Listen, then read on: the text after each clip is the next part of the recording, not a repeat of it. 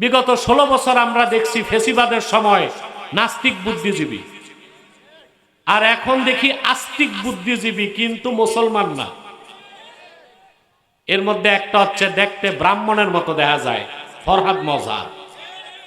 আমিও বলে দিছি, ফরহাদ বাড়াবাড়ি করো না।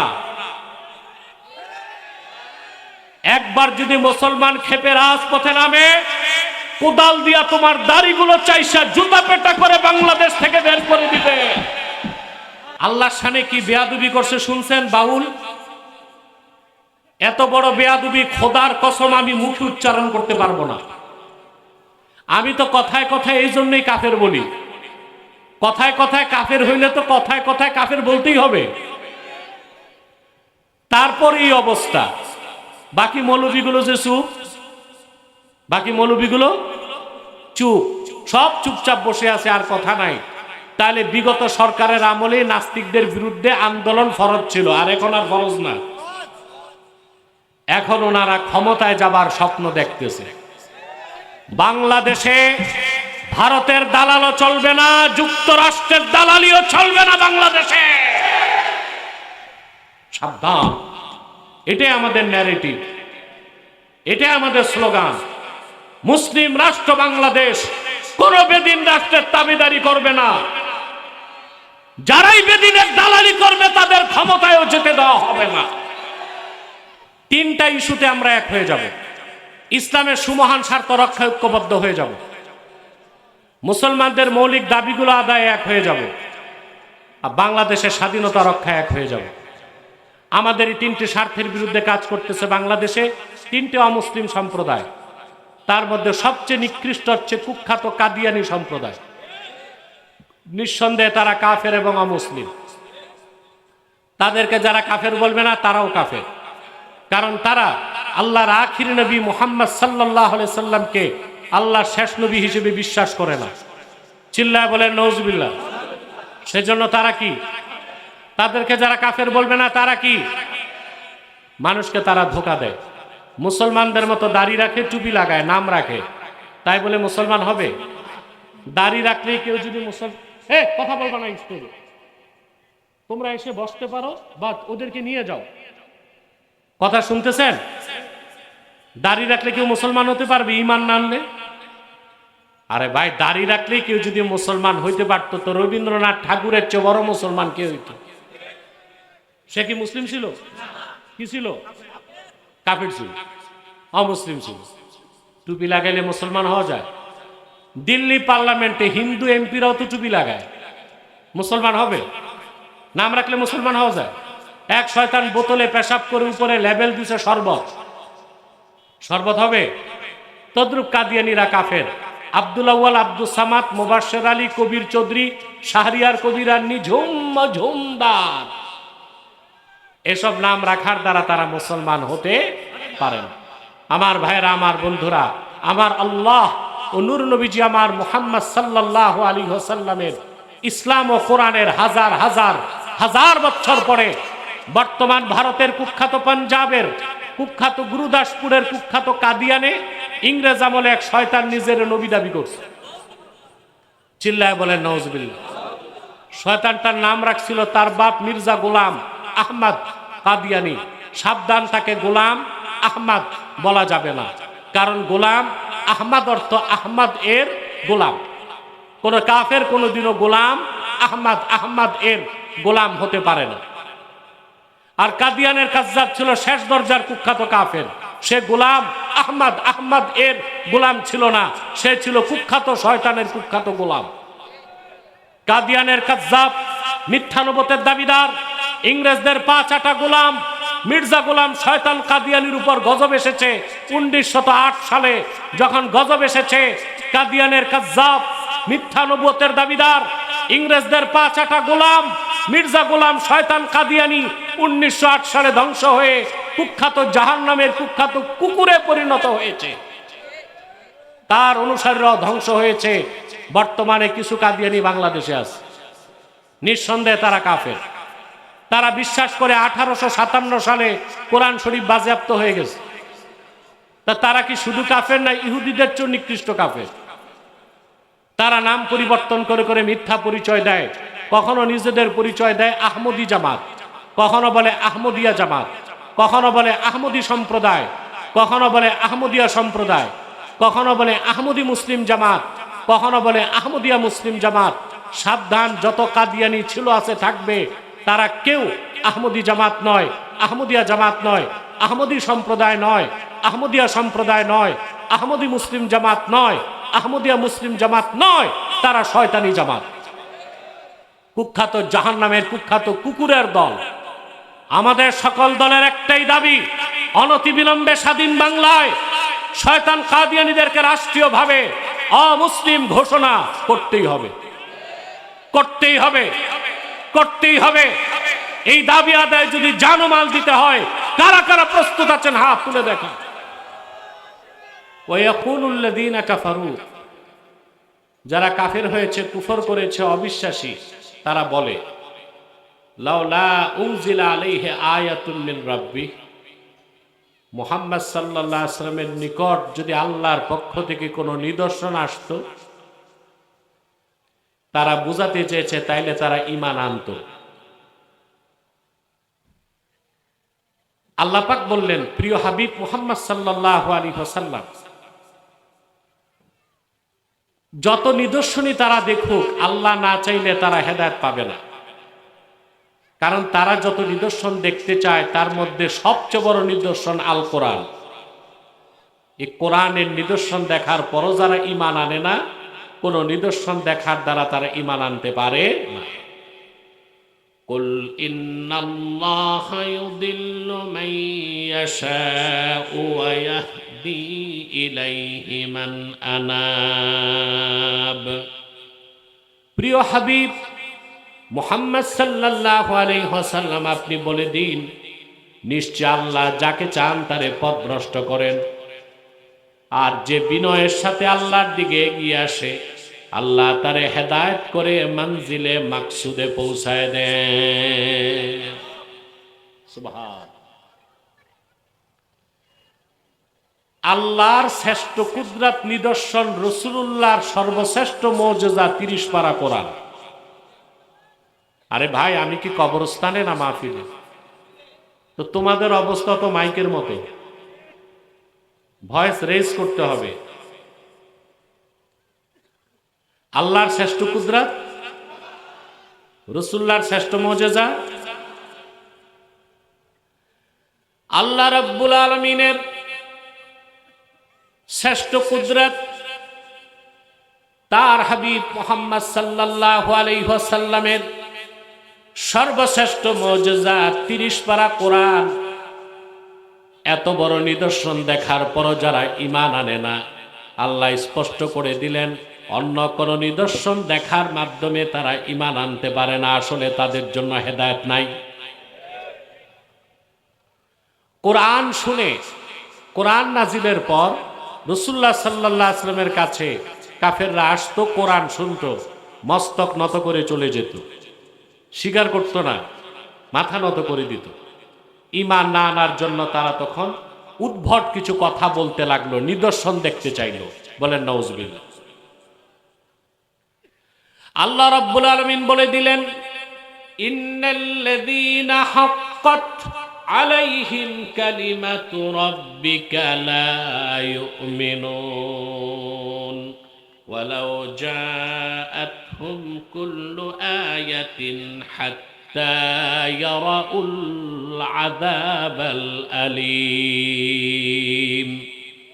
প্রিয় রাসূল, আসলে ওরা ঈমান আনবে না, নিদর্শন দেখতে চায়। কোরআনের মতো নিদর্শন দেখেও যারা ঈমান আনে না, ওদের ক্ষেত্রে আপনার রবের সিদ্ধান্ত চূড়ান্ত হয়ে গেছে, কোনোভাবেই তারা ঈমান আনবে না। তারা যত নিদর্শন দেখতে চায় সব যদি তাদেরকে দেখানো হয়, এমনকি জাহান্নামের আযাবও যদি তারা দেখে, তারপরও তারা ঈমান আনবে না। অন্যত্র আল্লাহ রাব্বুল আলামিন বলেন, ওয়ালাউ আন্নানা নাযালনা ইলাইহিমুল মালাইকাতা ওয়া কাল্লামাহুমুল মাউতা وحشرنا عليهم كل شيء قبلا ما كانوا ليؤمنوا إلا أن يشاء الله ولكن أكثرهم يجهلون প্রিয় নবী মুহাম্মদ সাল্লাল্লাহু আলাইহি ওয়াসাল্লাম কোরআনকে যারা বিশ্বাস করতে চায় না এত বড় নিদর্শন তারা কখনোই ঈমান আনবে না যদি আমি আল্লাহ তাদের কাছে আসমান থেকে ফেরেশতা পাঠায় দেই কিংবা মৃত মানুষ যদি কবর থেকে উঠে তাদের সঙ্গে কথা বলে তারা যত নিদর্শন দেখতে চায় সব যদি তাদের সামনে উপস্থিত করে দেই তারপরও আল্লাহ যাদেরকে চান তারা ছাড়া কেউ ঈমান আনবে না সুবহানাল্লাহ কাফেরেরা ঈমান না আনার জন্য উদ্ভট কথা বলতে লাগলো ওরা আবার বলল ওয়ালাউ আন্না কুরআনান সুয়িরাত বিহিল জিবালু আও কুত্তিআত বিহিল আরদু আও কুল্লিমা বিহিল মাউতা বাল লিল্লাহিল আমরু জামিআ আল্লাহ বললেন কাফেরেরা ঈমান না আনার জন্য উদ্ভট কথা বলে তারা আরো বলে যদি মুহাম্মদ সাল্লাল্লাহু আলাইহি ওয়াসাল্লামের নিকট এমন একটা কোরআন আসতো যার মাধ্যমে পাহাড়গুলো উড়তো জমিন টুকরা টুকরা হয়ে যেত আর মৃত মানুষ উঠে কোরআনের সাথে কথা বলতো তাইলে চিন্তা করতাম আমরা ঈমান আনবো কিনা আল্লাহ বললেন কোনোদিন তারা ঈমান আনবে না ওরা যা দেখতে চায় সব আল্লাহর ইখতিয়ারভুক্ত কোরআনের মতো শ্রেষ্ঠ নিদর্শন দেখার পরে যারা ঈমান আনে না অন্য কোন নিদর্শন দেখলো তারা ঈমান আনবে না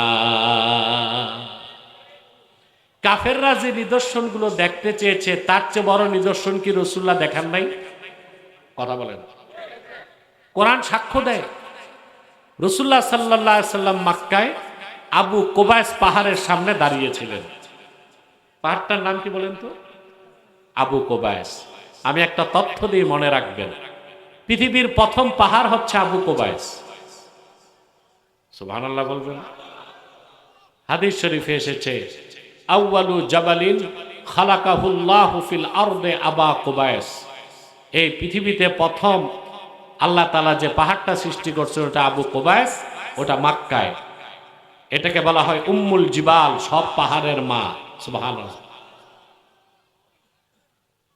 এই পাহাড়টা কাবাগরের পাশে যারা হজ করছেন দেখছেন একদম পাশে পাহাড়ের উপর বাদশা বাড়ি বানাইছে বাদশা ফাহাদ তার উদ্দেশ্য ভালো ছিল তিনি চেয়েছেন নিরিবিলি ঘরে বসে কাবাগর দেখবেন আর ইবাদত করবেন এই ছিল তার উদ্দেশ্য অনেকে সমালোচনা করে সমালোচনা না উদ্দেশ্যটা ভালো ছিল উদ্দেশ্য কি ছিল এই পাহাড়ের সামনে রাসূলুল্লাহ সাল্লাল্লাহু আলাইহি ওয়াসাল্লাম দাঁড়িয়ে আছেন আবু জেহেল আসছে সাঙ্গপাঙ্গ নিয়ে বলল মুহাম্মদ সাল্লাল্লাহু আলাইহি ওয়াসাল্লাম আপনি যত নিদর্শন আর মুজিজা সব তো জমিনেই দেখাইছেন আকাশে তো কিছু দেখালেন না আপনি কি পারবেন পূর্ণিমার চাঁদটা দুই টুকরা করতে আল্লাহর কোরআন সাক্ষ্য দেয় আল্লাহর হাবিব নূর নবীজি মুহাম্মদ মুস্তাফা সাল্লাল্লাহু আলাইহি ওয়াসাল্লাম শাহাদাত আঙ্গুলি দিয়ে ইশারা করলেন লক্ষ লক্ষ মাইল দূরের পূর্ণিমার চাঁদ দুই টুকরা হয়ে আবু কুবাইস পাহাড়ের দুই পাশে সরে গেল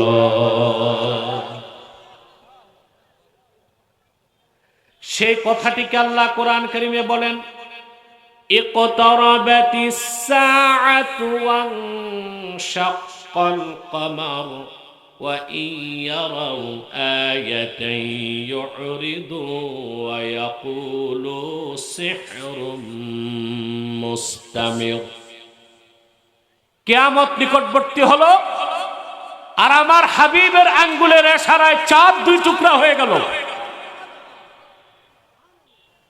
আবু জাহেল পাশে দাঁড়ায় দেখলো কিন্তু ঈমান আনলো না কত বড় নিদর্শন দেখছে বলল এইটা তো চলমান জাদু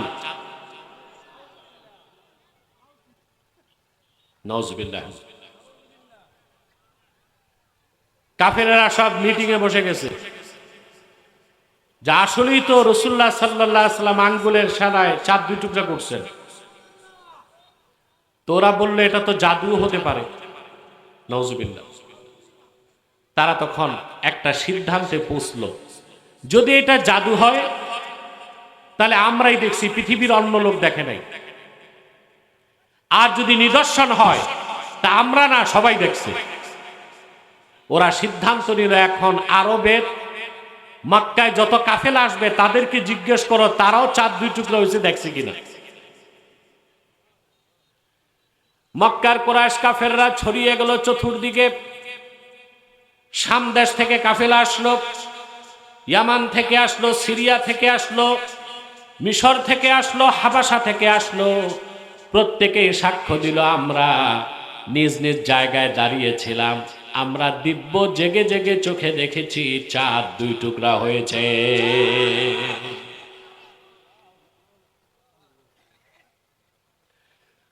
সৈয়দ আল্লামা আনোয়ার কাশ্মীরি রহমতুল্লাহি আলাইহি বুখারী শরীফের ব্যাখ্যা করেছেন, যেটা ফাইজুল বারী, সেখানে তিনি তথ্য দিয়েছেন, কদ শাহাদাহু রাজুলুম মিনাল হিন্দে ইসমুহু ভোলরাজ। আল্লাহর হাবিব যখন মক্কায় চাঁদকে দুই টুকরা করে দেখালেন, আরবের জমিন থেকে হাজার হাজার মাইল দূরে ভারতে ভূপালের রাজা ভোলরাজ নিজ চোখে সেই নিদর্শন দেখতে পেয়েছে। হিন্দুস্তানের রাজা, ওর নাম ছিল ভোলরাজ, ও নিজ চোখে তা দেখছে, অত্যাশ্চর্য হয়ে গেছে। সকালবেলা সে সবাইকে ডাকলো, মন্ত্রী উপদেষ্টাদের আর ধর্মের পণ্ডিতদের ডেকে বলল, গত রাতে আমি এক অত্যাশ্চর্য জিনিস দেখেছি। বলে, কি দেখছেন? বলে, দেখলাম চাঁদ দুই টুকরা হয়ে দুই দিক সরে গেছে, আবার কিছু সময় পর চাঁদ জোড়া লাগছে। তারা জিজ্ঞেস করলো, আপনি কি স্বপ্ন দেখেছেন? সে বলল, না, দিব্য জেগে জেগে দেখেছি। বলে, আমাদেরকে একটু সময় দেন। এরপর পণ্ডিতরা বলল, আপনি যা দেখছেন সত্য দেখছেন।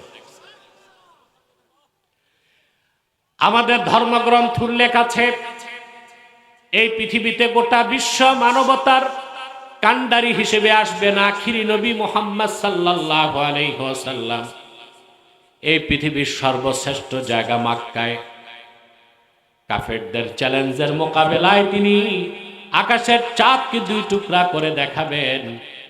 গত রাতে সেই ঘটনা ঘটেছে মক্কায়, আপনি তা চোখে দেখতে পেয়েছেন।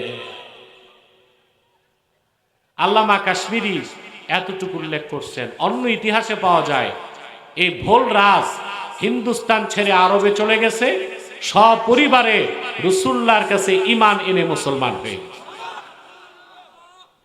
আবু জাহেল নিদর্শন দেখছে কিনা? আপনারা জানেন, পৃথিবীর ইতিহাসে এক মানব জাতির বিজয় হচ্ছে চন্দ্র বিজয়, ঠিক না?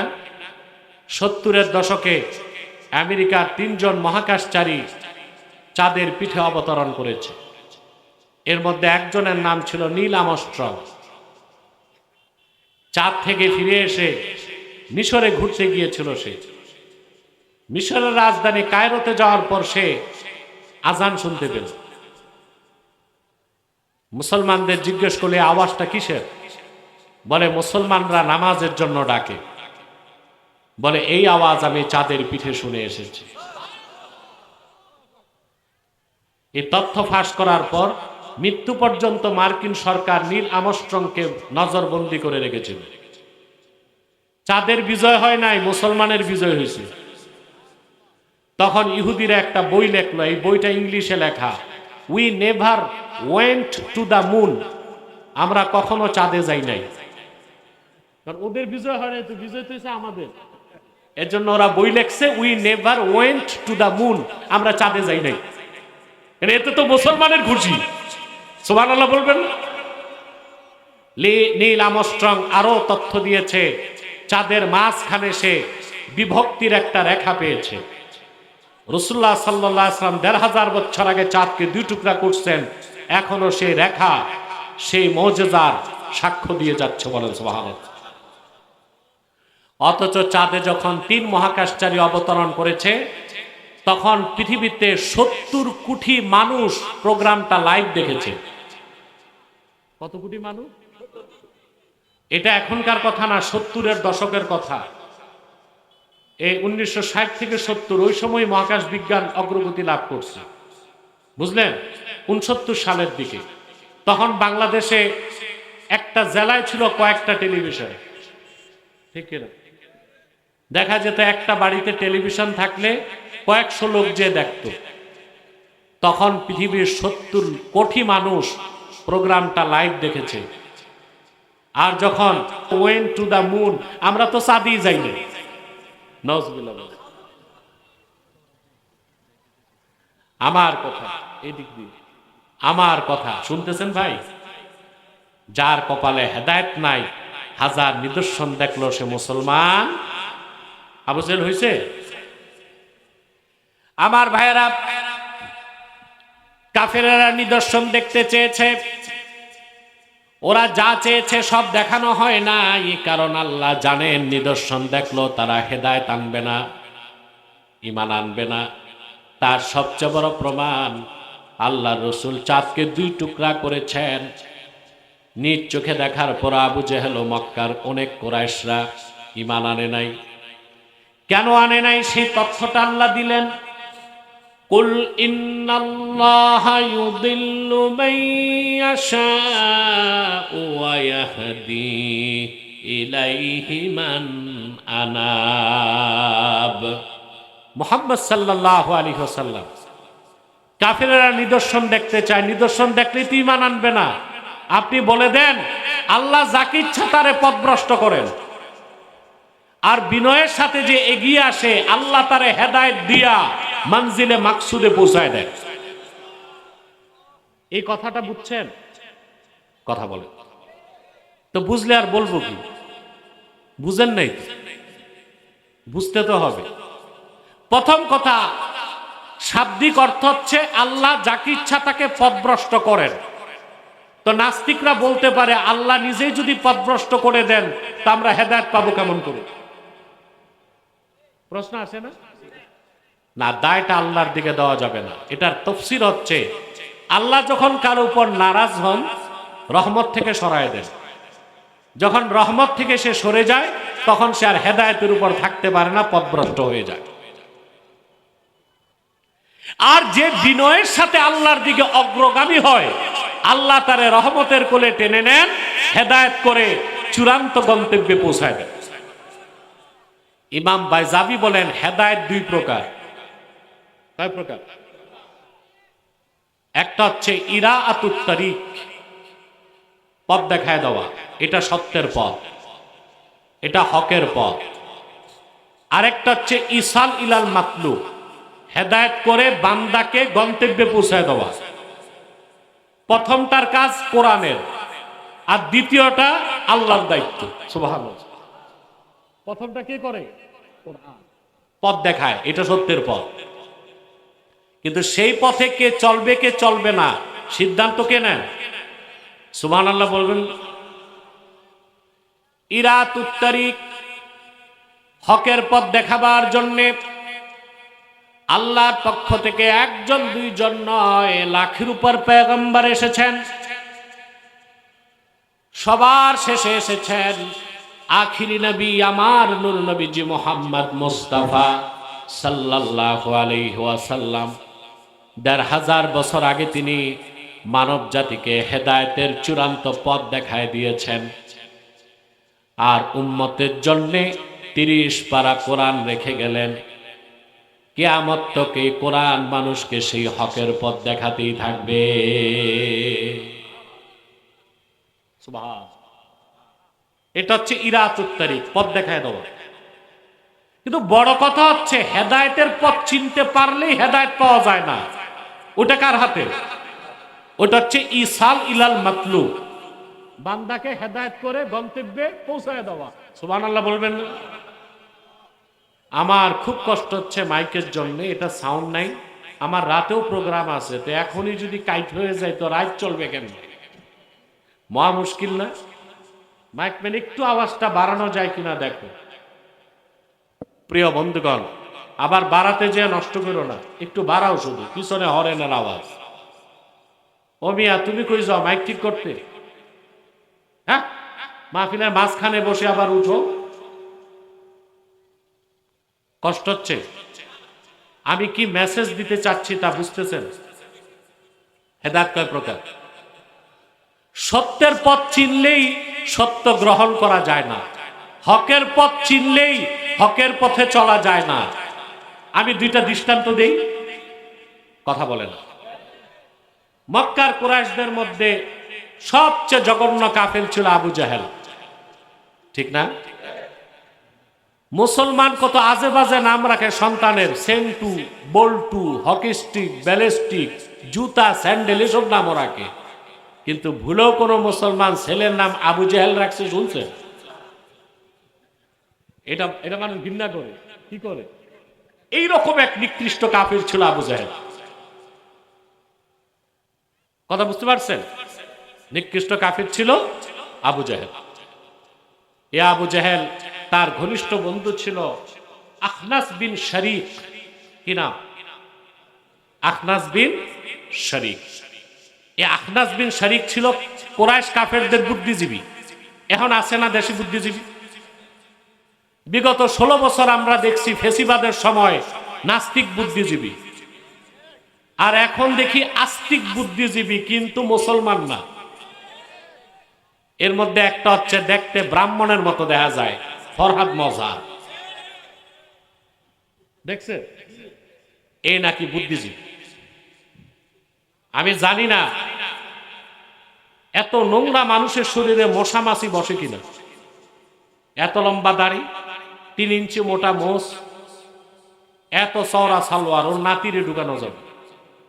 মাথায় একটা টুপি, পিছনে সরস্বতীর মূর্তি, সামনে লালনের বেহালা। এ হচ্ছে বাংলাদেশে এখন বর্তমান সরকারের বড় বুদ্ধিজীবী। পক্ষ নিছে বাউলদের, আলেমদেরকে থ্রেট করে যে আলেমদেরকে দেখে নেবে। আমিও বলে দিছি, ফরহাদ বাড়াবাড়ি করো না। একবার যদি মুসলমান খেপে রাজপথে নামে, কোদাল দিয়া তোমার দাড়িগুলো চাইসা জুতা পেটা করে বাংলাদেশ থেকে বের করে দিবে। নারে তাকবীর, নারে রিসালাত, ইসলামের শত্রুরা ডক্টর আব্দুল্লাহ আব্বাসী সাহেব, ইন্না মারকাজুস সুন্নাহ দরবার শরীফ আশকারা পেয়ে গেছে। আল্লাহর শানে কি বেয়াদবি করছে শুনছেন বাউল? এত বড় বেয়াদবি খোদার কসম আমি মুখে উচ্চারণ করতে পারবো না। কুখ্যাত বাউল নামের ফাউল, এটা এখন জেলে আছে। ফাঁসি হয়েছে? ফাঁসি চান? ফাঁসি তো হয় নাই, গ্রেফতার করছে। তাতে ফরহাদ মজহার ও বামপন্থীরা খেপে গেছে। আলেমরা পায়ে পাড়া দিয়ে লাগে নাই। এমন হতো বাউলরা গান করতেছে, আলেমরা যে ভেঙ্গে দিছে, তাইলে একটা কথা ছিল। কিন্তু ভণ্ড বাউল আমার আল্লাহর শানে জঘন্য বেয়াদবি করছে, সেজন্যই তো আলেমরা মাঠে নামছে। এখন তার অনুসারী বাউলরা আলেমদের বিপক্ষে গেছে, গেছে তো আল্লাহর বিপক্ষে। সে বাউলদের পক্ষ নিয়েছে ফরহাদ মজহার।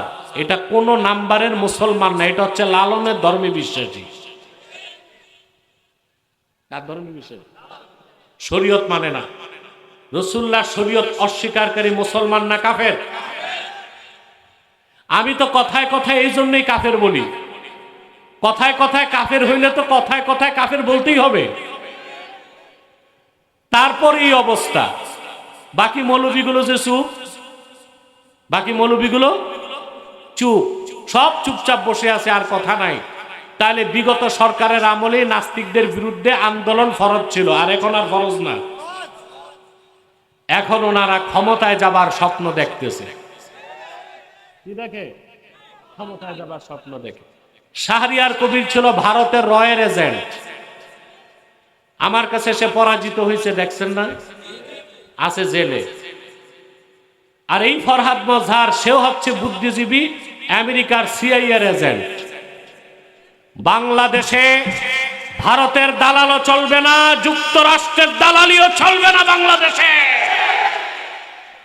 সাবধান, এটাই আমাদের ন্যারেটিভ, এটাই আমাদের স্লোগান।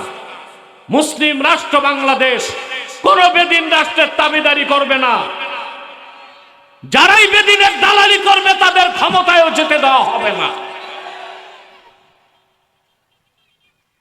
বাংলাদেশ ধ্বংস করছে বুদ্ধিজীবীরা, ওদের নিজের বুদ্ধিতে চলে না, যা ইনস্টল করে দেয় ওইভাবে চলে। মাথায় যা কি করে দেয়, ইনস্টল করে দেয়, এর বাইরে যাওয়ার সুযোগ নাই। মক্কার কুরাইশদের বড় বুদ্ধিজীবী ছিল আখনাস বিন শারিক। একদিন সে আবু জেহেলকে এসে বলল, আবু জাহেলকে এসে আখনাস বিন শারিক বলল, আখবিরনি আন মুহাম্মাদিন সাল্লাল্লাহু আলাইহি ওয়াসাল্লাম আসাদিকুন হুয়া আম কাযিবুন। ওরে আবু জাহেল, একটা কথা জিজ্ঞেস করব তোমারে, মুহাম্মদ সাল্লাল্লাহু আলাইহি সাল্লামের ব্যাপারে আমাকে তুমি সত্য বলবা। ফাইন্নাহু লাইসা হাহুনা মিন কুরাইশিন গায়রি ওয়া গায়রুক ইয়াসমাউ কালামানা। এখানে তুমি আর আমি ছাড়া কুরাইশের কেউ নাই যে আমাদের কথা শুনবে। সত্য করে বলো তো, মুহাম্মদ সাল্লাল্লাহু আলাইহি ওয়াসাল্লাম তিনি কি সত্যবাদী? আবু জেহেল যে জবাব দিছে, কি শুনলে মুসলমান অবাক হয়ে যাবেন। কুখ্যাত আবু জেহেল জবাব দিল, ওয়াইহাকা ওয়াল্লাহি ইন্না মুহাম্মাদান সাল্লাল্লাহু আলাইহি ওয়াসাল্লাম লা সাদিকুন ওয়া মা কাযাবা মুহাম্মাদুন সাল্লাল্লাহু আলাইহি ওয়াসাল্লাম কাত্তু। কাবার মালিক আল্লাহর কসম করে বলি, মুহাম্মদ সাল্লাল্লাহু আলাইহি ওয়াসাল্লাম তিনি মহা সত্যবাদী। কোনদিন মুহাম্মদ সাল্লাল্লাহু আলাইহি ওয়াসাল্লাম একটি মিথ্যা কথাও বলেন নাই। ঈমান আনছে, মহাসত্যকে চিনছে। ঈমান, কারণ হেদায়েত কয় প্রকার? একটা হচ্ছে সত্য পথ দেখানো, আরেকটা হচ্ছে সত্যের পথে চালানো। চালানকে দেখায় কোরআন, দেখায় কে? ইসলামের পথ দেখায় কে? জান্নাতের পথ, সত্যের পথ, ওই পথে চালায় কে? সুবহানাল্লাহ। আমার বক্তব্য বুঝে গেছেন, আলহামদুলিল্লাহ। আমি আরেকটা দৃষ্টান্ত দিব, আপনার কষ্ট হচ্ছে না? আমিও কিন্তু দুপুরে ভাত টাত খেয়ে আসি নাই, আর নামার পরে যে খেতে যাব আপনারা ঠকবেন। কেন ঠকবেন? আমি খেতে গেলে 1 ঘন্টা যাবে। আমি জানি আমার ভাইরা বন্ধুরা আমার জন্য বিশাল আয়োজন করে, অনেক টাকা বাজার করে, কিন্তু আমি খাই না। খেতে গেলে 1 ঘন্টা চলে যায়, তখন তো আধা ঘন্টাও কথা বলতে পারবো না। আমি চাই যত সময় বেশি আমার ভাইদেরকে দেওয়া যায়। প্রিয় বন্ধুরা শুনতেছেন? আরেকটা দৃষ্টান্ত দিই। সহিহ আল বুখারী 2য় খণ্ড কিতাবুল মাগাজি হাদিস নাম্বার 3950, বুখারী শরীফের হাদিস। আপনারা জানেন মক্কায় এক কাফের ছিল, তার নাম ছিল উমাইয়া ইবনু খালাফ, তার উপাধি ছিল আবু সাফওয়ান।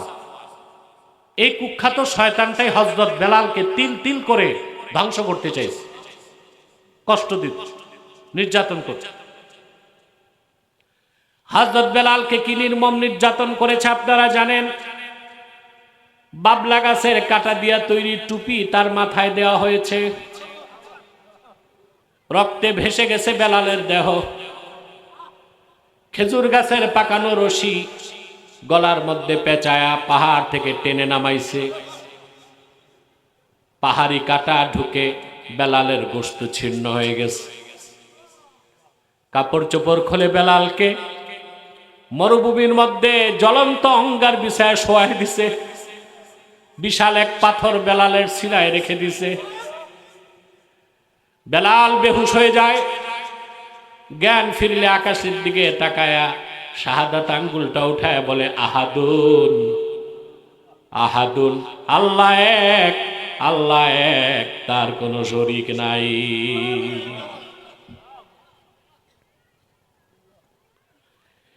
আরবের কবি কাব্যের ভাষায় হযরত বেলালের বক্তব্য তুলে ধরেছেন।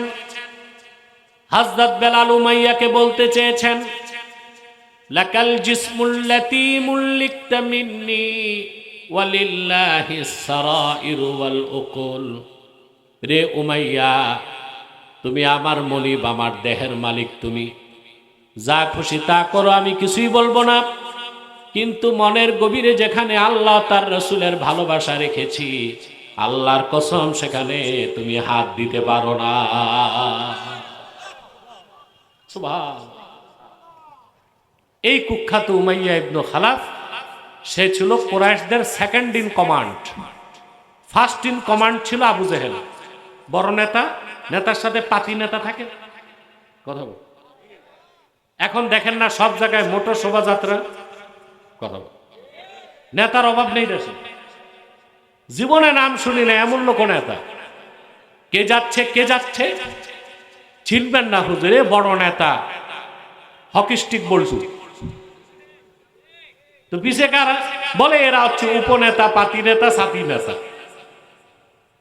কুরাইশদের বড় নেতা ছিল first in command Abu Jahl, second in command ছিল উমাইয়া ইবনে খালাফ। এই উমাইয়া ইবনে খালাফের সাথে বন্ধুত্ব ছিল রাসূলুল্লাহর সাহাবী সাদ বিন মুআযের। হিজরতের পরে মক্কা বিজয়ের আগে উমাইয়া ইবনে খালাফ যখন মদিনা মুনাওয়ারা যেত, সাদের বাড়িতে উঠত।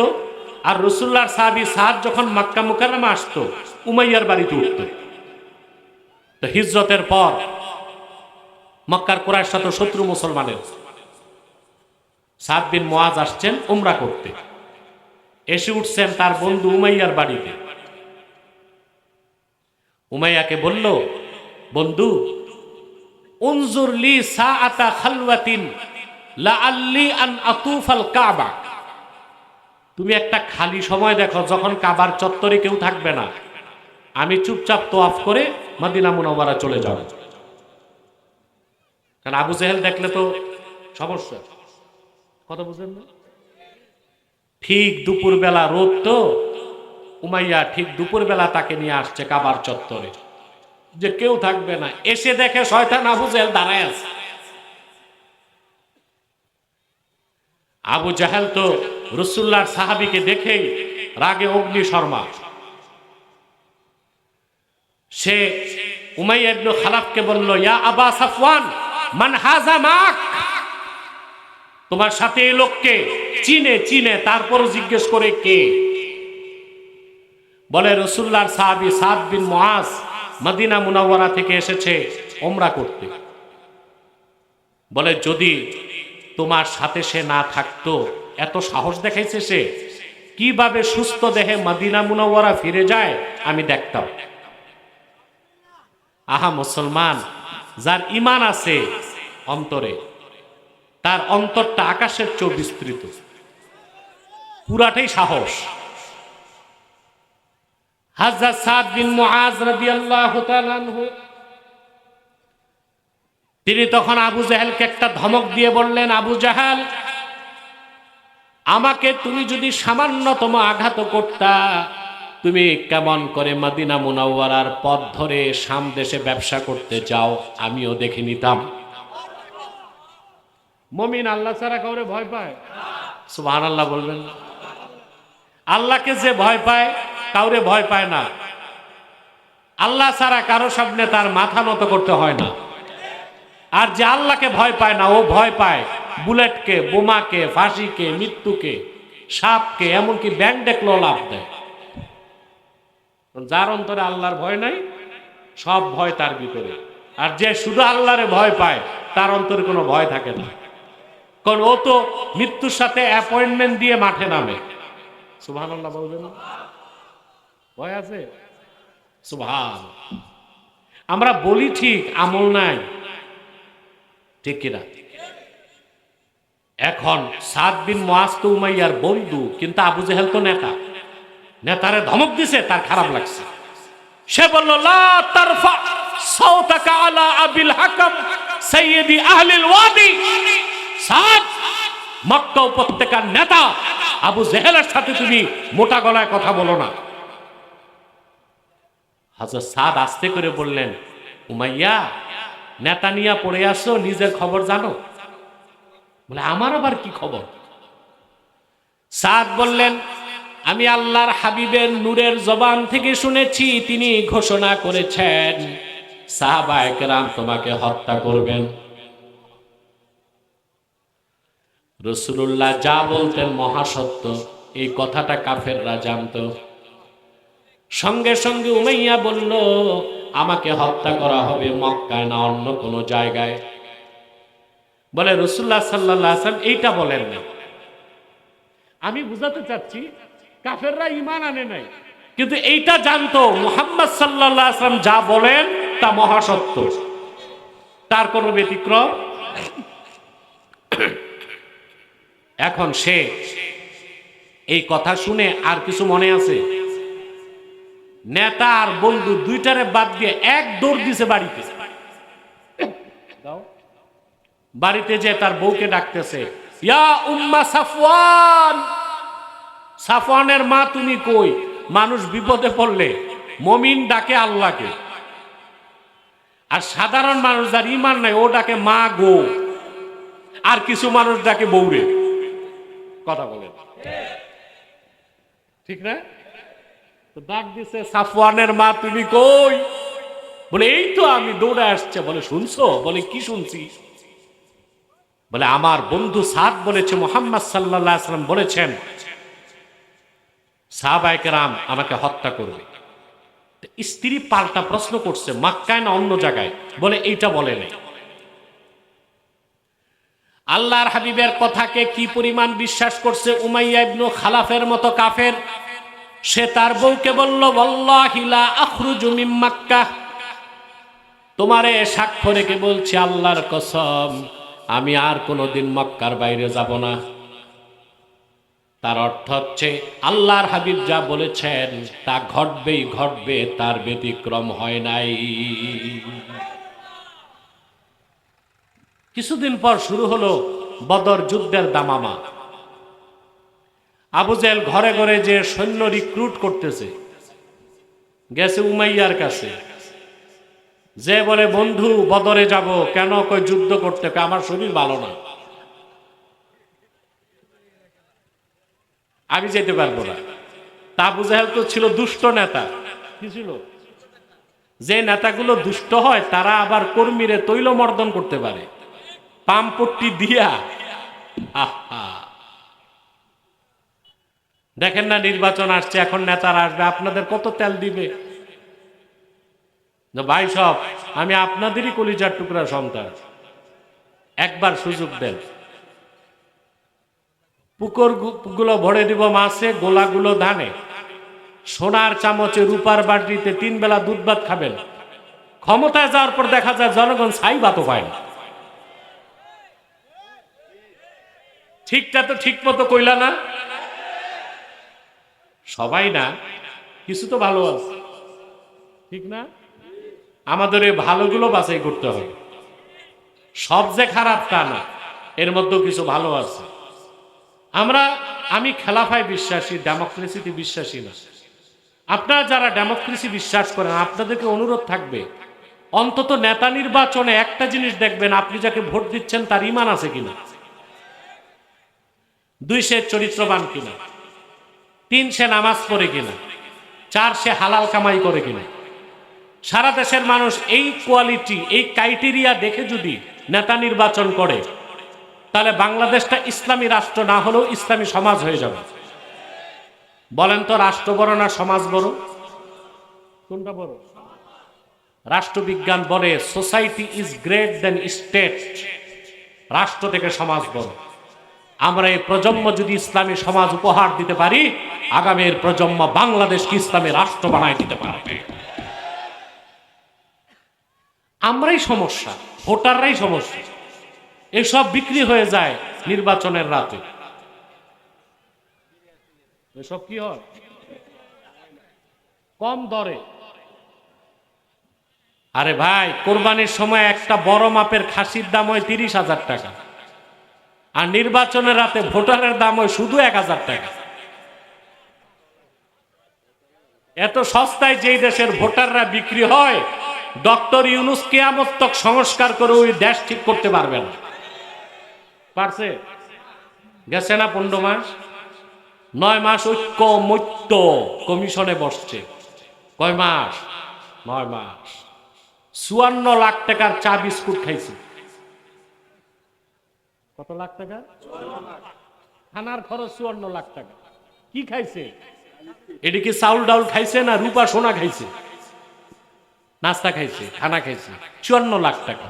গরিব দেশ, যেই দেশের 60% মানুষ টপ মোস্ট পুয়ারেস্ট, পুয়ার না পুয়ারেস্ট, চরম দারিদ্র, সেই দেশে একটা কমিশনে 9 মাসে 54 লাখ টাকার খানা খাওয়া, এটাও একটা ফেসিবাদ ও স্বেচ্ছাচারিতা ছাড়া আর কিছু।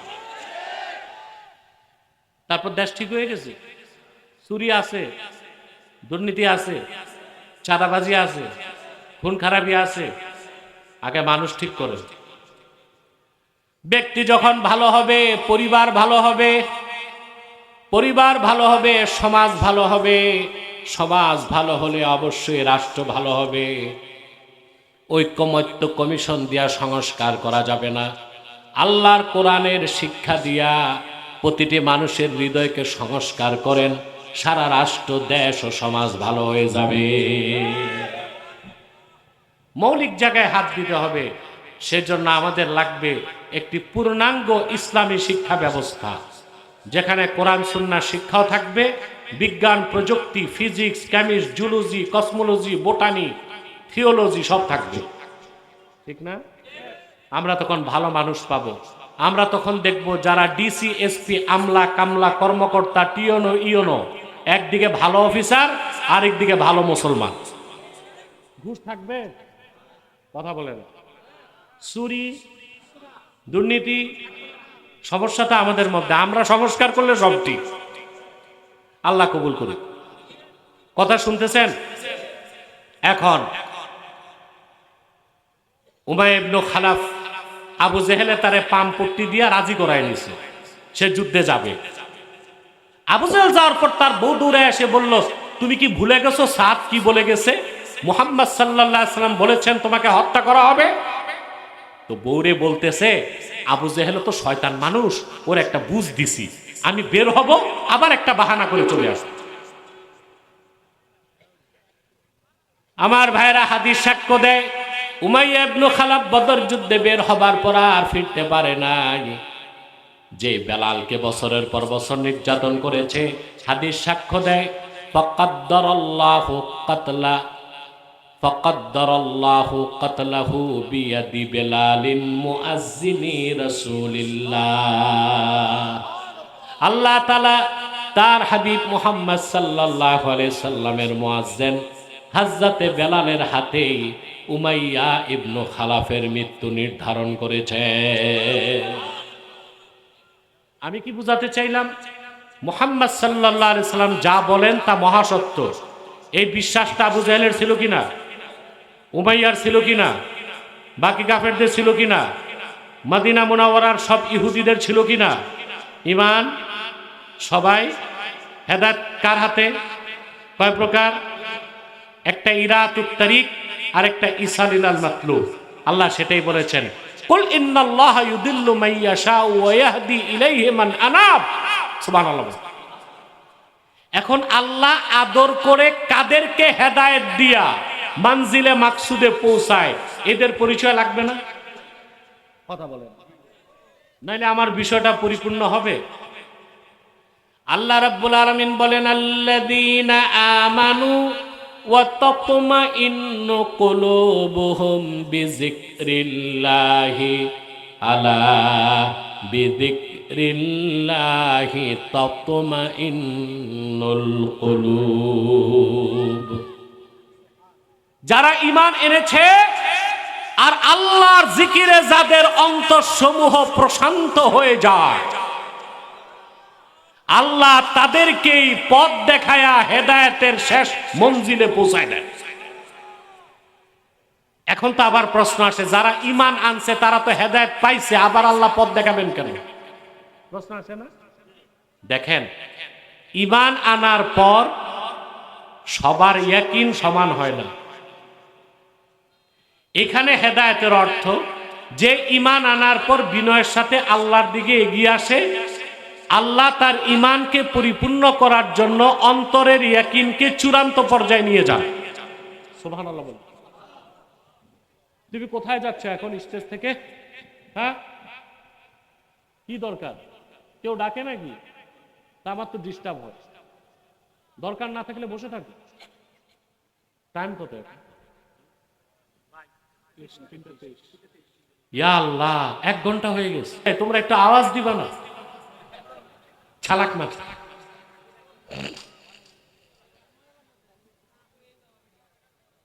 এক ঘন্টা থাকতে না পারলো 4টার 2-1 মিনিট আগে উঠে যাবে ইনশাআল্লাহ। কারণ 3:45 আজান, আজানের পর তার দেরি করা যায় না। আমরা চলতে থাকি, মাথাটাও নড়বে না, মনোযোগ দিয়ে শুনতে হবে। এখানে হেদায়েতের অর্থ ঈমান আনার পরে আল্লাহ যাদের ভালোবাসেন তাদের ইয়াকিনকে আল্লাহ চূড়ান্ত পর্যায়ে নিয়ে যান, আর ইয়াকিনটা বাড়ে তাদের আল্লাহর জিকিরের মাধ্যমে। এখন জিকির কোনটা এটা তো বুঝতে হবে। আমরা জিকির বুঝি না বাঙালি। সকাল সন্ধ্যার জিকির করা নফল, কাবাগর তোয়াফ করাও জিকির, কিন্তু সেটা ফরজ হাজিদের জন্য। সাফা মারওয়ায় সাই করা জিকির, সেটা ওয়াজিব। মসজিদে আজান সেটাও জিকির, কিন্তু সুন্নতে মুআক্কাদা। আবার 5 ওয়াক্ত নামাজ সেটাও জিকির, কিন্তু 5 বার ফরজ। পার্থক্য আছে না? সকাল সন্ধ্যার জিকির কি? নফল। কাবাগর তোয়াফ করা ফরজ, তোয়াফে জিয়ারত এটা ফরজ। সাফা মারওয়ায় দৌড়ানো কি? জিকির, কিন্তু ওয়াজিব। 5 ওয়াক্ত আজান কি? জিকির, কিন্তু সুন্নতে মুআক্কাদা। 5 ওয়াক্ত নামাজ কি? জিকির, কিন্তু ফরজ। সুবহানাল্লাহ। হুকুমে পার্থক্য আছে না? আল্লাহ রাব্বুল আলামিন বলেন, উতলু মা উহিয়া ইলাইকা মিনাল কিতাবি ওয়া আকিমিস সালাতা ইন্নাস সালাতা তানহা আনিল ফাহশাই ওয়াল মুনকার ওয়া লাযিকরুল্লাহি আকবার। আল্লাহ নামাজকে সবচেয়ে বড় জিকির বলেছেন। এখন আপনি সকাল সন্ধ্যার জিকির করলেন, 5 ওয়াক্ত নামাজ পড়লেন না, আল্লাহ কবুল করবেন? ফরজ জিকির নাই। ফরজ জিকির আমার ভাইয়েরা, সকাল সন্ধ্যার জিকিরটা জিকির, দরুদ সালাম পড়া জিকির, তোয়াফ করা জিকির, সাই করা জিকির, আজান দেওয়া জিকির, কোরআন তেলাওয়াত জিকির, ওয়াজ করা জিকির, ওয়াজ শোনা জিকির। কোরআনটাও আল্লাহর পক্ষ থেকে জিকির, বলেন সুবহানাল্লাহ। নামাজ হচ্ছে এমন জিকির যা ফরজ, কোরআন হচ্ছে এমন জিকির যা ঈমান। সকাল সন্ধ্যার জিকির করবেন না, আপনার বদকিসমত। নামাজের জিকির করবেন না, আপনি ফাসিক। আর কোরআন হচ্ছে এমন জিকির যার একটা বাক্যের, একটা শব্দের, একটা অক্ষর অস্বীকার করলে আপনি মুসলমানই থাকবেন না। থাকবেন? কোরআনকে আল্লাহ কি বলছেন? জিকির। আল্লাহ পাক বলেন, ওয়ামান আ'রাদা আন যিকরি ফাইন্না লাহু মাঈশাতান দানকা ওয়া নাহশুরুহু ইয়াওমাল কিয়ামাতি আ'মা ক্বালা রাব্বি লিমা হাশারতানি আ'মা وقد كنت بصيرا। আল্লাহ পাক বলেন, ওমান আ'রাদা আন যিকরি, যে আমার জিকির থেকে মুখ ফিরায় নিল। এই জিকির কি? নামাজ, তাসবিহ, কোরআন, এটাও জিকির।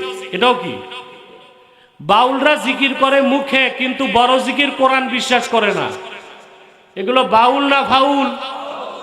মুসলমানই তো না, এগুলো জিন্দিক। জিন্দিক এরা লালনের ধর্ম বিশ্বাস করে, নাম রাখছে শুধু মুসলমানের, আসলে এরা কোন নাম্বারের মুসলমান না, মুনাফেক, জিন্দিক, ইসলামের শত্রু। ওমান আ'রাদা আন যিকরি, যে আমার জিকির থেকে মুখ ফিরায় নিল এই কোরআন থেকে, ফাইন্না লাহু মাঈশাতান যানকা, তার জন্য রয়েছে একটি সংকুচিত রিজিক। ওয়া নাহশুরহু ইয়াওমাল কিয়ামাতি আ'মা, আল্লাহ বলেন আমি তারে হাসর ময়দানে অন্ধ করে উঠাবো।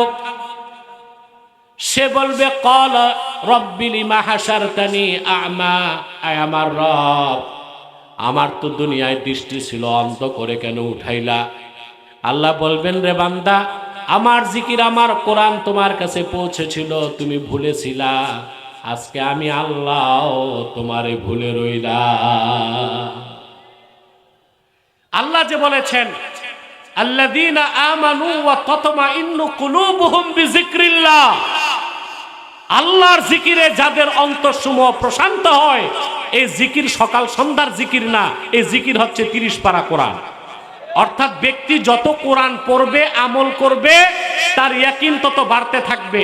ইয়াকিন ইলমুল ইয়াকিন থেকে আইনুল ইয়াকিন হবে, আইনুল ইয়াকিন থেকে হাক্কুল ইয়াকিন হবে। এক সময় তার সিনাটা খুলে যাবে, মুমিনের সিনা এত প্রশস্ত হবে, আল্লাহর আকাশও এত প্রশস্ত।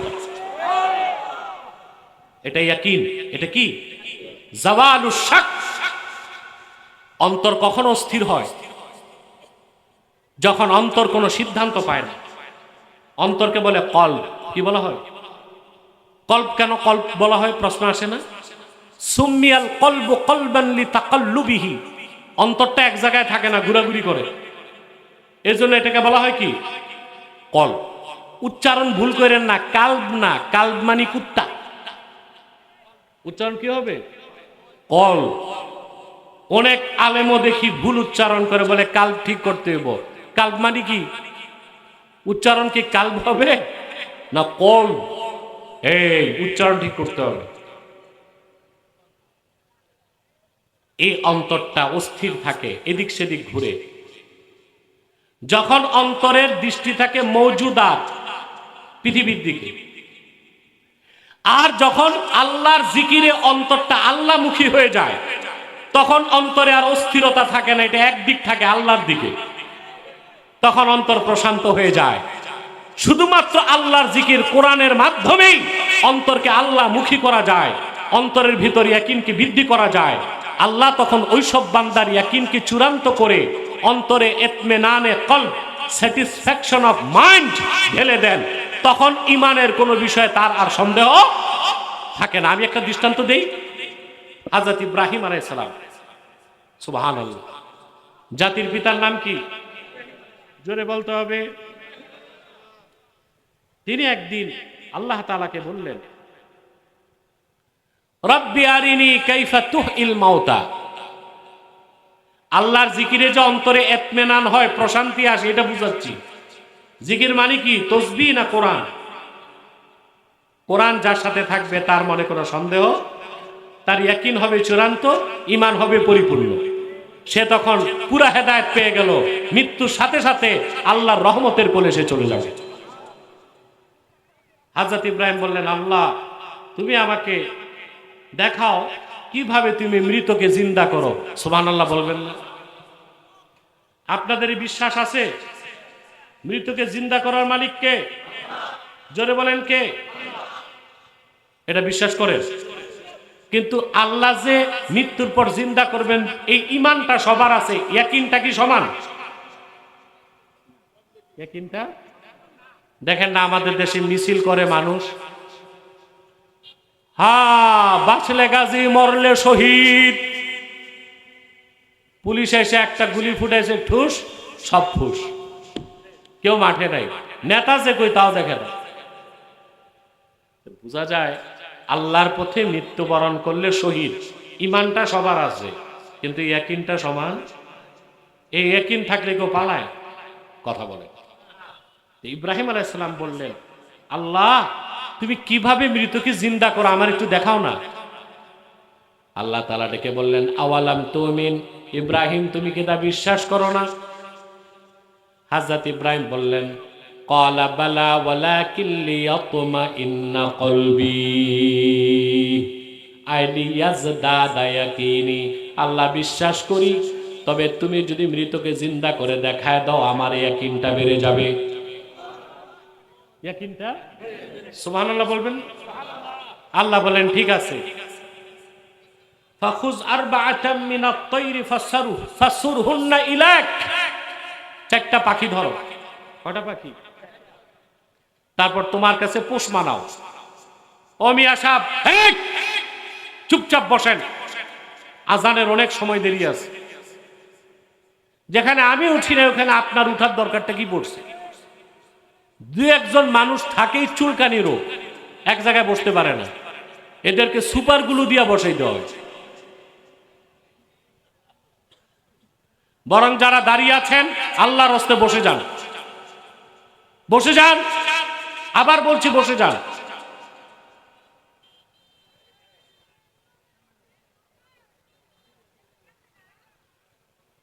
আল্লাহ বললেন পোষ মানাও ইব্রাহিম। তিনি চারটা পাখি ধরলেন, নিজের কাছে পোষ মানাইলেন। আল্লাহ বললেন সুম্মা জাআল আলা কুল্লি জাবালিন মিনহুন্না জুজআন সুম্মা দুহুন্না ইয়াতিকানাকা সাইয়া। সুবহানাল্লাহ। সুম্মা দুহুন্না ইয়াতিনাকা সাইয়া। ইব্রাহিম তুমি চারটা পাখি ধরো, পোষ মানাও, জবাই করে টুকরা টুকরা করে বিভিন্ন পাহাড়ে ছড়ায় দাও, তারপর তুমি ডাক দাও, আমার হুকুমে জিন্দা হয়ে সব তোমার হাতে চলে আসবে। ইব্রাহিম আলাইহিস সালামের ইয়াকিন ইলমুল ইয়াকিন থেকে হয়ে গেল আইনুল ইয়াকিন। সুবহানাল্লাহ। আল্লাহ দেখায় দিয়েছেন। আমার প্রিয় মুসলমান ভাইয়েরা, তুমি আমি টের পাই নাই আখিরি নবীর উম্মত নবী ইব্রাহিম চোখে দেখে যে ইয়াকিন লাভ করেছেন, আখিরি নবী মুহাম্মদ সাল্লাল্লাহু আলাইহি সাল্লামের উম্মত, উম্মতে মুহাম্মদী কোরআনকে বিশ্বাস করলে না দেখে ইয়াকিনটা আল্লাহ ওই পর্যায়ে নিয়ে যাবে। এই হচ্ছে কোরআন, যে কোরআনের কথা বলেছেন আল্লাহ, আলা বিযিকরিল্লাহি তাতমাইন্নুল কুলুব। সাবধান, জেনে রেখো একমাত্র আল্লাহর জিকিরেই মুমিনদের অন্তরসমূহ প্রশান্ত হয়। বলেন সুবহানাল্লাহ। তাহলে আমার সবক কি, আজকে শিক্ষা কি দিলাম? আমাদেরকে সবগুলো জিকির করতে হবে। সকাল সন্ধ্যার জিকির, নামাজের জিকির, দরুদ সালামের জিকির, কোরআন তেলাওয়াতের জিকির, আর বিশ্বাসের দিক দিয়ে 30 পারা কোরআন, এই সবচেয়ে বড় জিকিরকে বুকে লালন করতে হবে। তাহলে আমাদের ঈমান পরিপূর্ণ হবে, ইয়াকিন চূড়ান্ত হবে। বলেন সুবহানাল্লাহ। আপনার অন্তরটাই তো মূল। দেহের মূল কি?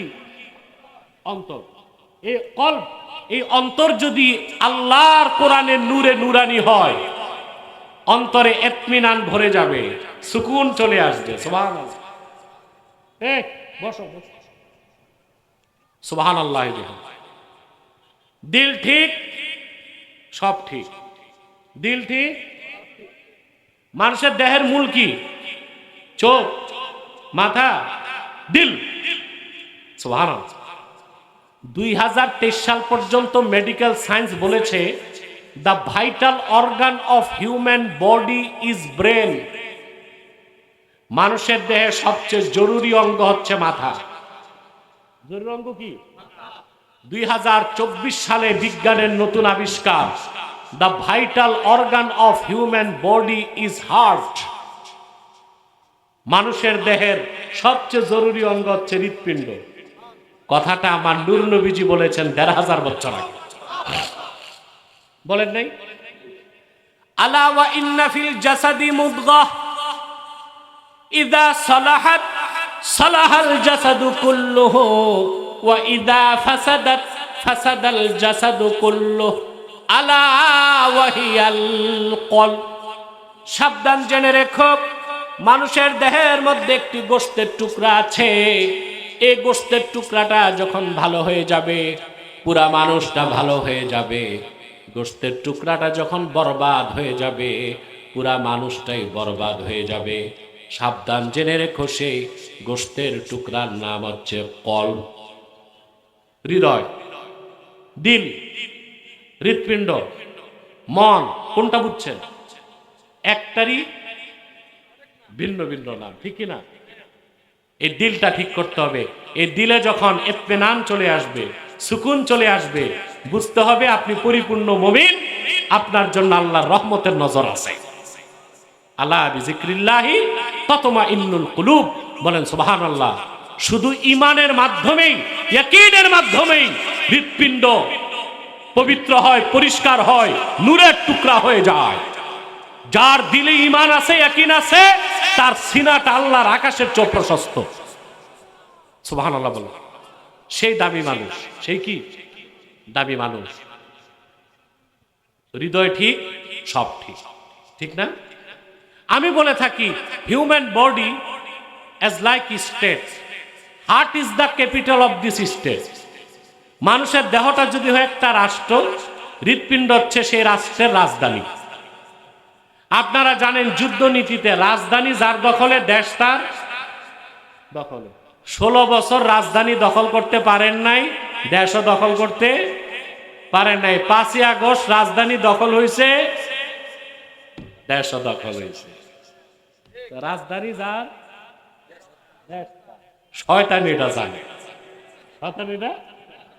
সেজন্য শয়তান মানুষের মাথা দখল করে না, চক্ষু দখল করে না, কান দখল করে না, সে দখল করে হৃৎপিণ্ড।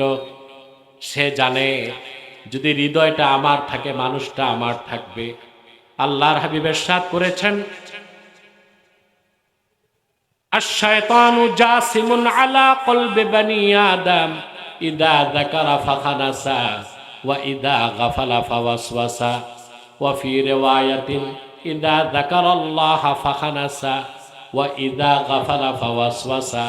রাসূলুল্লাহ সাল্লাল্লাহু আলাইহি ওয়াসাল্লাম বলেছেন, শয়তান মানুষের অন্তরে আসন গেড়ে বসে যায়। বান্দা যখন আল্লাহর জিকির করে শয়তান পালায়, বান্দা যখন আল্লাহর জিকির ছেড়ে দেয়, শয়তান এসে আসন গেড়ে বসে যায়। সেই জিকির হচ্ছে সবচেয়ে বড় 30 পারা কোরআন।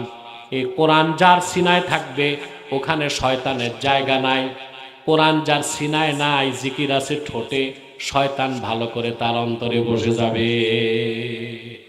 তাহলে জিকির থাকবে ঠোঁটে, জিকির থাকবে দিলে। দিলে যে জিকির থাকবে ওইটা হচ্ছে কোরআনের বিশ্বাস। সুবহানাল্লাহ বলেন। ঈমান, ইয়াকিন, ঈমান, ইয়াকিন। বিদায় লগ্নে একটা কথা বলবো, ঈমানকে চূড়ান্ত পর্যায়ে নেওয়ার জন্য শরীয়তের সাথে সাথে ইলমে মারিফতের চর্চা করা ওয়াজিব। এটা কি ওয়াজিব। আপনি যতক্ষণ ইলমে মারিফত না শিখবেন, আল্লাহর কোরআনের গভীর রহস্য, ততক্ষণ আপনি বুঝতে পারবেন না। এই জন্যই আহমদ বিন হাম্বল বলেছেন, মান তাআল্লামা ওয়া লাম ইয়াতাসাওয়াফ ফাকাদ তাফাসসাকা ওয়া মান তাসাওয়াফা লাম ইয়াতাআল্লাম ফাকাদ তাজান্দাকা ওয়া মান জামা বাইনাহুমা ফাকাদ তাহাক্কাকা। যে শরীয়ত শিখলো, মারিফত শিখলো না, সে ফাসিক। যে মারিফত শিখলো, শরীয়ত বাদ দিল, সে জিন্দিক, নাস্তিক। যে শরীয়ত মারিফত দুইটাই নিল, সেই হচ্ছে মুহাক্কিক। বাউলরা কাফের, তাদের কাছে শরীয়ত নাই, ঠিক কিনা? আর যাদের কাছে শরীয়ত আছে, পীরি মুরিদি মারিফত নাই, তারা ফাসিক। কোনোটাতেই কামিয়াবি নাই। আমরা শরীয়ত, তরিকত, হাকিকত, মারিফত চর্চা করব, আল্লাহর কোরআনকে বুকে লালন করে খাঁটি মুসলমান হব। পারবো তো ইনশাআল্লাহ? সময় কত? আমি আর কষ্ট দিচ্ছি না, বাম পাশ দিয়ে আমি চাইলে দিবা। এই এই এই মিয়া সাহেব, মুনাজাত হবে, মুনাজাত হবে একটু পরে। এত তাড়াহুড়া, ভাবছে ওয়াজ হইছে বাড়ি যাই।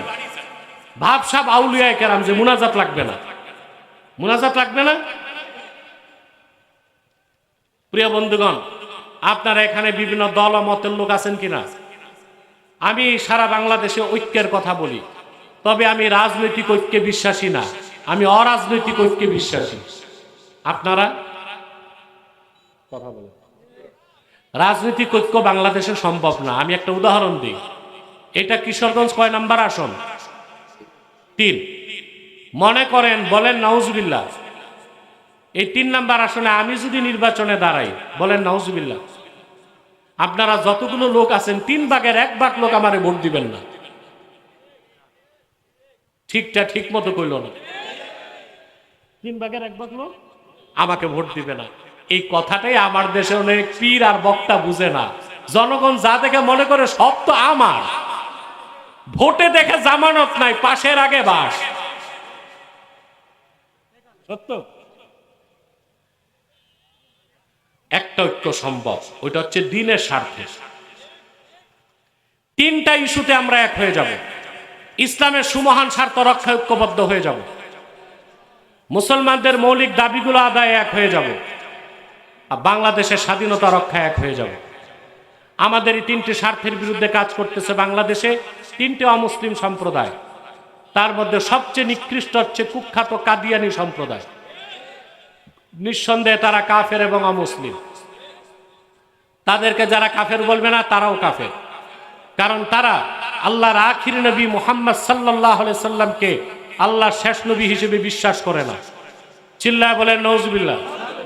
সেজন্য তারা কি, তাদেরকে যারা কাফের বলবে না, তারা কি, মানুষকে তারা ধোঁকা দেয়।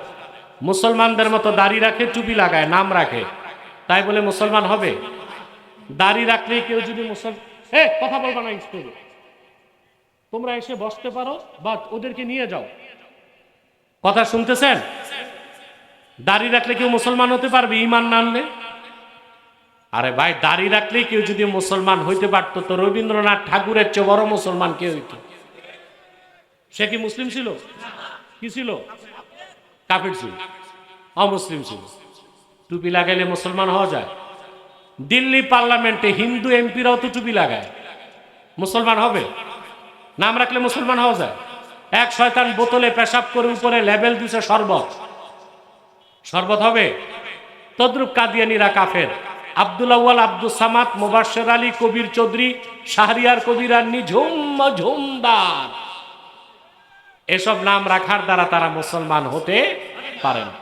আমার ভাইরা, আমার বন্ধুরা, আমার আল্লাহ ও নূর নবীজি আমার মুহাম্মদ সাল্লাল্লাহু আলাইহি ওয়াসাল্লামের ইসলাম ও কোরআনের হাজার হাজার হাজার বছর পরে বর্তমান ভারতের কুখ্যাত পাঞ্জাবের কুখ্যাত গুরুদাসপুরের কুখ্যাত কাদিয়ানে ইংরেজ আমলে এক শয়তান নিজের নবী দাবি করছে।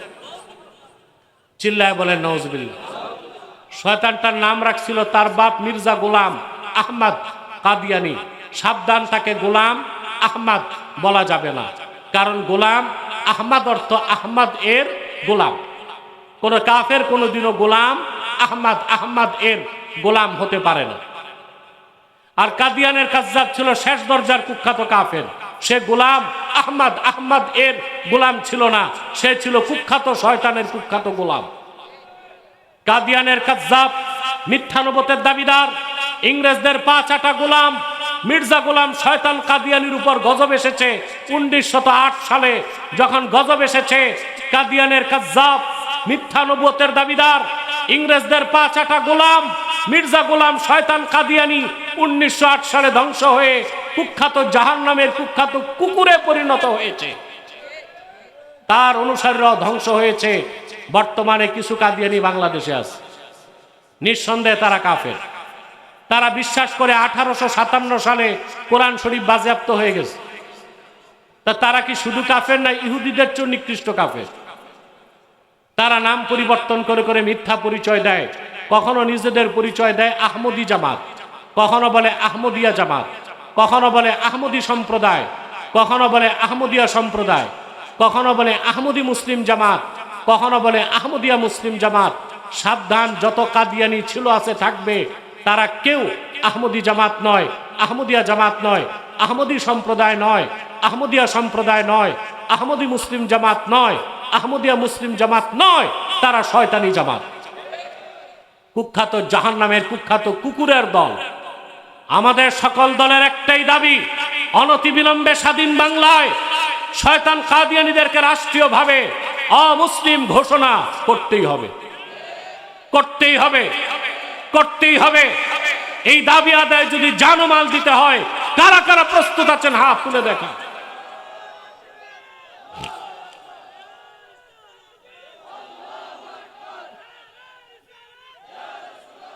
কাদিয়ানীরা কাফের। সম্মানিত সুধী, তারা নাম পরিবর্তন করে করে মিথ্যা পরিচয় দেয়, বুঝলেন না? কখনো বলে নিজেদেরকে আহমদী জামাত, কখনো বলে আহমদিয়া জামাত, কখনো বলে আহমদী সম্প্রদায়, কখনো বলে আহমদিয়া সম্প্রদায়, কখনো বলে আহমদী মুসলিম জামাত, কখনো বলে আহমদিয়া মুসলিম জামাত। সাবধান, তারা কাফের। তাদেরকে আহমদী জামাত, আহমদিয়া জামাত, আহমদী সম্প্রদায়, আহমদিয়া সম্প্রদায়, আহমদী মুসলিম জামাত বা আহমদিয়া মুসলিম জামাত এসব নামে তাদেরকে ডাকা যাবে না। তারা নিঃসন্দেহে একটাই তাদের পরিচয়, তারা কাফের এবং অমুসলিম, কুখ্যাত জাহান্নামের কুখ্যাত কুকুরের দল অনুসারী, ঠিক কিনা? তাদেরকে বাংলাদেশে তারা 100 আস্তানা করে ফেলছে, 100 আস্তানা। আপনাদের কিশোরগঞ্জও করছে। ছি ছি ছি, মুসলমান কতটুকু অমনোযোগী। আচ্ছা ভাই, বাংলাদেশে হিন্দু বৌদ্ধ খ্রিস্টান আছে না? তাদের বিরুদ্ধে মিছিল করি কেন? ওরা আছে কি পরিচয়ে? অমুসলিম। আমাদের আপত্তি আছে, কিন্তু কাদিয়ানীরা তাদের চেয়ে বড় কাফের, মুসলিম পরিচয় দেয়, এটা কি মেনে নেওয়া যাবে? অমুসলিমদের উপাসনালয় আছে না? আমরা কিছু করি। এই যে গির্জা, মন্দির, প্যাগোডা, এগুলো যেহেতু অনেক মৌলবী পাহারাও দিছে 5 তারিখের পর, না এগুলো পাহারা মুসলমানের কাজ না, এগুলো পাহারা দিবে সরকার। কিন্তু অনেক পীরের মুরিদ দেখছি পাগড়ি লাগায়া মন্দির পাহারা দিচ্ছে বাংলাদেশে, দেখছেন এগুলো? বাহ, ওনারা আবার ইসলামী রাষ্ট্র কায়েম করবে। যারা মন্দির বানাবে ওরাই তো মন্দির পাহারা দিবে, বাকিটা সরকার সহযোগিতা করবে। কথা বলেন। ধর্ম উপদেশটা এমন এক দরবেশে দিছে, এই বেটা বুঝে না কই যাবে আর কই যাবে না। এই যে হিন্দুদের এখানে যে কীর্তন পড়ে, আমার দৃষ্টিতে সিস্টেম আছে তো। ধর্মমন্ত্রী মুসলিম হবে, যেহেতু মুসলিম প্রধান দেশ, সংখ্যালঘুদের জন্য একজন মন্ত্রী থাকা দরকার অমুসলিমদের থেকে। একটা মন্ত্রণালয় হবে সংখ্যালঘু মন্ত্রণালয়, সরকার ওই মন্ত্রণালয় কন্ট্রোল করবে। অমুসলিম মন্ত্রী অমুসলিমদের কাছে যাবে, আমাদের কি আসে যায়? কিন্তু একটা মুসলিম মন্ত্রী তো অমুসলিমদের উপাসনালয়ে যে তাদের অনুষ্ঠানে অংশগ্রহণ করতে পারে না। তো এই দেশে হিন্দু বৌদ্ধ খ্রিস্টানদের উপাসনালয় আছে না? আমাদের সমস্যা আছে। কিন্তু কুখ্যাত কাদিয়ানীরা তাদের উপাসনালয়কে মসজিদ বলে, এটা কি মানা যাবে? তাদের উপাসনালয় একটা শয়তানি আস্তানা ছাড়া আর কিছুই না। তাদেরকে অর্থনৈতিক সহযোগিতা করবেন না? করবেন? করেন? জি করেন। প্রাণ কোম্পানির যত জিনিস তাদের, সেজান কোম্পানির জুস তাদের, RFL এর পণ্যগুলো তাদের, প্রথম আলো, ডেইলি স্টার, ভিশন, এগুলো তাদের। এগুলো ধরবেন না, কিনবেন না, বেচবেন না, মনে থাকবে। আরেকটা মুসলিম সম্প্রদায় আপনাদের হাওর অঞ্চলে হাত দিয়েছে, হিজবুত তাওহীদ। এটা হিজবুত তাওহীদ না, হিজবুত শয়তান। এরা বলে নামাজ হচ্ছে ট্রেনিং, অজু থাকলেও নামাজ হবে, অজু ছাড়াও নামাজ হবে। এরা বলে পর্দা, বোরখা, হেজাব হচ্ছে ভণ্ডামি, এগুলি ইসলামে নাই। এরা বলে ছেলে মেয়ে রাজি থাকলে বিয়ে ছাড়াও ফিজিক্যাল রিলেশন করা যাবে। ইসলামের পরিভাষা বদলাতে চায়। ইসলাম বলে না, বলে ইসলাম। ইমাম বলে না, বলে এমাম। নামাজ বলে না, বলে নোমাজ। কিতাব বলে না, বলে কেতাব। এগুলো ইহুদিদের এজেন্ট। হিজবুত তাওহীদের ব্যাপারে সাবধান থাকবেন। আর একটা মুসলিম সম্প্রদায় আমাদের স্বাধীনতায় হাত দিচ্ছে, এটা হচ্ছে ইসাই জামাত। এটা খ্রিস্টানদের একটা গোপন দল। 1978 সালে বাংলাদেশে ঢুকছে। এরা নিজেদেরকে মুসলমান বলে, বলে আমরাও মুসলমান, তবে আমরা ঈসার উম্মত মুসলমান। ঈসার উম্মত মুসলমান না খ্রিস্টান? এই পর্যন্ত বাংলাদেশে 2.5 লক্ষ মুসলিম পরিবারকে তারা খ্রিস্টান বানাইছে। গত 1 মাস আগে এটিএন বাংলা চ্যানেলে দেখছেন 100 যুবক যুবতীকে তারা ঘুরাতে নিয়ে পুকুরে গোসল করায়, বাইবেলে হাত দেওয়ায় খ্রিস্টান বানাই দিচ্ছে। তাদের উদ্দেশ্য, খ্রিস্টান সংখ্যা যখন বেড়ে যাবে, পার্বত্য চট্টগ্রামকে আলাদা করে একটা খ্রিস্টান রাষ্ট্র দাবি করবে। হইতে দিবেন? এক তো হন না, এক না হইলে ঠেকাবেন কেমনে? আল্লাহ আমাদেরকে সকল প্রকার কাফের মুশরিকের ফিতনা থেকে বাঁচাক, আমাদের দেশটাকে দিনদারদের হাতে রাখুক, আর আমাদের দেশের স্বাধীনতাকে অক্ষুণ্ণ রাখুক। বলুন আল্লাহুম্মা আমিন।